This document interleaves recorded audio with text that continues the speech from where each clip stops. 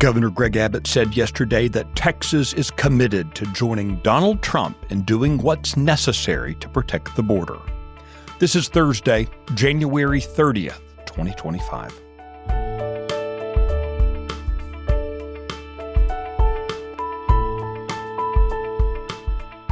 Texas Scorecard presents the day's first news for the Lone Star State, the Texas Minute, with your host, Michael Quinn Sullivan.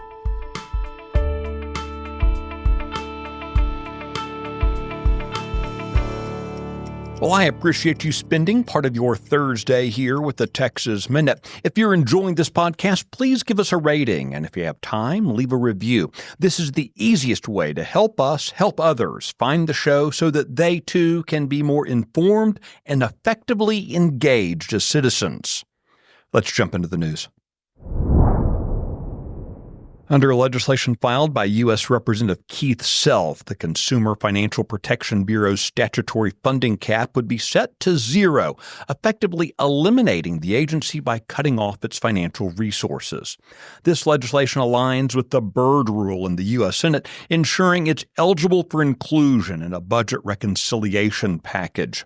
The reconciliation package is seen as critical to President Donald Trump's DOGE agenda in cutting inefficiency in government. The CFPB was established in 2010. It currently draws its funding directly from the Federal Reserve, bypassing Congress's power of the purse. The CFPB has been criticized for wielding unchecked power over the financial services industry with regulations that stifle innovation, negatively impact small businesses, and increase consumer costs. Speaking of that DOGE push, a city councilman in Corsicana has proposed the creation of a committee modeled after the Department of Government Efficiency to improve how the city is spending the taxpayers' money. Chris Woolsey believes the city would benefit from a city committee of government efficiency. He said too many locally elected officials point the finger of blame at Austin or Washington, yet they fail to solve the problems at home as they were elected to do. If your city doesn't have a Chris Woolsey, you need one. Lieutenant Governor Dan Patrick has announced the first 25 of his top 40 priority measures for the 89th legislative session. In addition to passing school choice legislation, the Lieutenant Governor also wants to ban consumable THC products and address lingering problems with the state's electrical grid. Border security also tops his list, with legislation requiring Texas law enforcement officials to work with federal agencies in deportation efforts. Patrick is also pushing to create the Dementia Prevention and Research Institute of Texas. Lastly, Patrick's priorities include increasing the homestead exemption from $100,000 to $140,000 for everyone and up to $150,000 for senior citizens. The Texas Minute will be right back. Are you worried about your kid's future?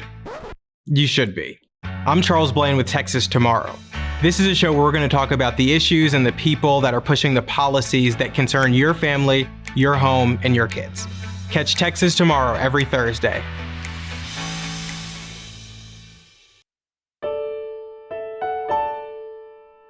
Texas Governor Greg Abbott issued a series of executive orders yesterday directing state agencies to assist the Trump administration in securing the southern border and enforcing immigration laws. Abbott's orders reveal a sharp shift from the policies of the previous federal administration, which largely ignored Texas's pleas for federal border enforcement. Under former President Joe Biden, Texas was forced to take steps to secure the border on its own, whether that was constructing its own border wall or deploying the National Guard at state expense. Now that President Donald Trump is back in the White House, the governor says the relationship has shifted to one of partnership with the federal government.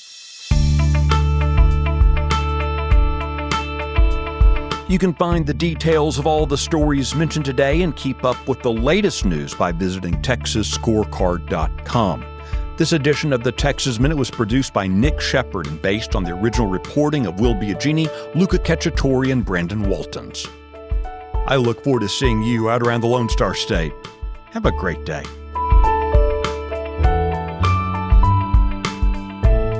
Thanks for listening to the first news of the day for the Lone Star State. This has been the Texas Minute with your host, Michael Quinn Sullivan.